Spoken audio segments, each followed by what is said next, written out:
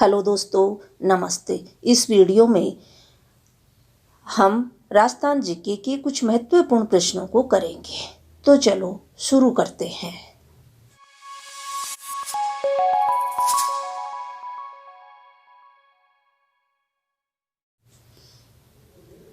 तो पहला फैक्ट है, देश में त्रिस्तरीय पंचायती राज व्यवस्था लागू होने से पहले ही राजस्थान प्रदेश में राजस्थान पंचायत अधिनियम 1953 लागू कर दिया गया था।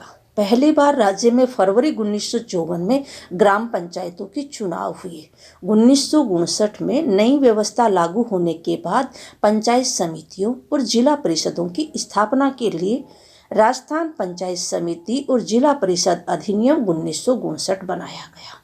तो मित्रों, यानी त्रिस्तरीय पंचायती राज व्यवस्था लागू हुई है 2 अक्टूबर 1959 को। लेकिन राजस्थान में इससे पहले ही राजस्थान पंचायती अधिनियम 1953 बन चुका था और राजस्थान में 1954 में ग्राम पंचायतों के चुनाव भी हो चुके थे। पंचायती राज की त्रिस्तरीय व्यवस्था का नागौर जिले में 2 अक्टूबर 1959 को तत्कालीन प्रधानमंत्री जवाहरलाल नेहरू ने उद्घाटन किया था। इसके 9 दिन बाद आंध्र प्रदेश में यह व्यवस्था लागू की गई। बलवंत राय मेहता समिति ने 24 नवंबर 1957 को प्रस्तुत अपनी रिपोर्ट में सत्ता का ग्राम स्तर पर विकेंद्रीकरण करने हेतु देश में त्रिस्तरीय पंचायती राज व्यवस्था की सिफारिश की थी। तो मित्रों, यानी पंचायती राज की त्रिस्तरीय व्यवस्था लागू करने वाला प्रथम राज्य राजस्थान है और दूसरे नंबर पर आंध्र प्रदेश में। राजस्थान में 2 अक्टूबर 1959 को नागौर जिले के बगतरी गांव में पंचायती राज की व्यवस्था की गई, उद्घाटन किया गया। और यह जो है त्रिस्तरीय पंचायती राज की व्यवस्था बलवंत राय मेहता समिति ने की थी कि सत्ता का विकेंद्रीकरण हो ग्राम स्तर पर। और बलवंत राय मेहता समिति ने ग्राम स्तर पर ग्राम पंचायत, ब्लॉक स्तर पर पंचायत समिति और जिला स्तर पर जिला परिषद की स्थापना के लिए सिफारिश की थी। नमक उत्पादन की दृष्टि से देश में राजस्थान कौन से स्थान पर है? तो नमक उत्पादन की दृष्टि से राजस्थान का देश में तीसरा स्थान है। और झीलों से नमक उत्पादन की दृष्टि से राजस्थान का देश में प्रथम स्थान है। राजस्थान देश के कुल नमक उत्पादन का 8.5% उत्पादित करता है। तो कुल नमक उत्पादन में तीसरा स्थान है और झीलों से नमक उत्पादन में प्रथम स्थान है राजस्थान का। प्रमुख नमक उत्पादक क्षेत्र जो है वो राजस्थान में नमक का उत्पादन खारे पानी की झीलों से होता है। इसमें सांभर झील, पंचभद्रा झील, बाड़मेर और नागौर की डीडवाना झील प्रमुख है। इसके अलावा जैसलमेर के पोखरण में भी नमक का उत्पादन होता है। यहाँ का नमक उत्तम श्रेणी का माना जाता है।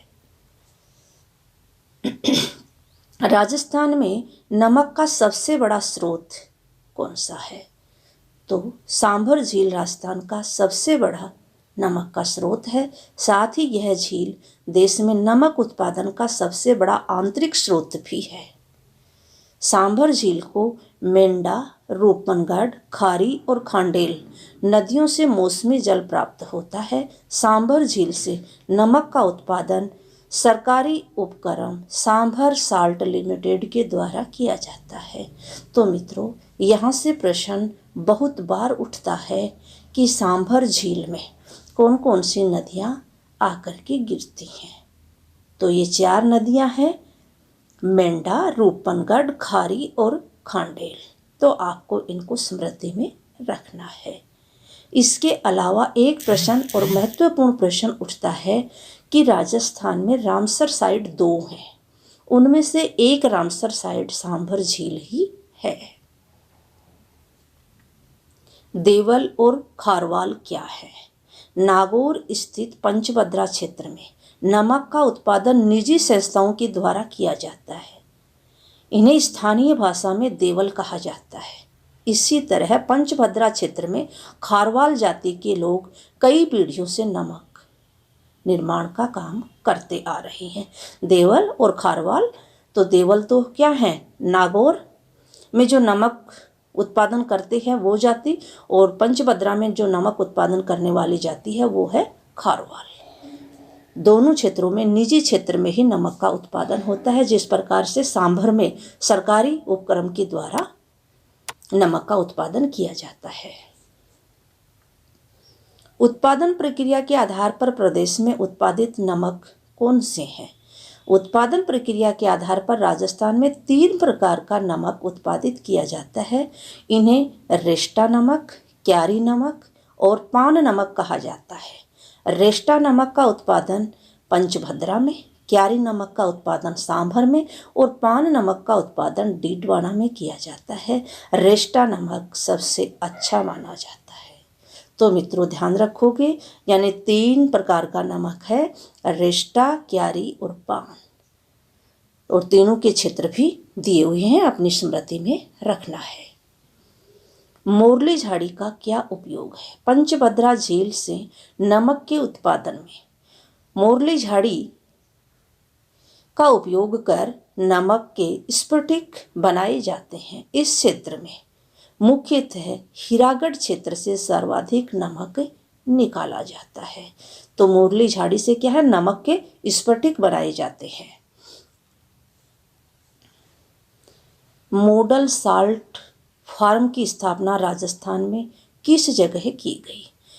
राजस्थान के लवण निर्माताओं को तकनीकी ज्ञान उपलब्ध कराने के लिए नावा नागौर में मॉडल साल्ट फार्म की स्थापना की गई।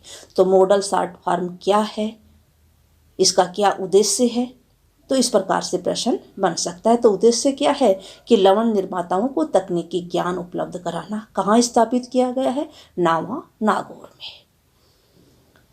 राजस्थान में सर्वाधिक नदियों वाला जिला उदयपुर है, ये सीधा फैक्ट है। तो देखो, राजस्थान में सर्वाधिक नदियों वाला जिला उदयपुर है। चित्तौड़गढ़ से कुल 13 नदियों का उद्गम होता है। बीकानेर और चूरू में कोई नदी प्रवाहित नहीं होती है। बीकानेर संभाग में सबसे कम नदियां हैं। धन्यवाद दोस्तों, इस वीडियो में आज इतना ही। अगर वीडियो आपको अच्छा लगा हो तो चैनल को सब्सक्राइब जरूर कर लें और बेल आइकन को भी प्रेस कर लें।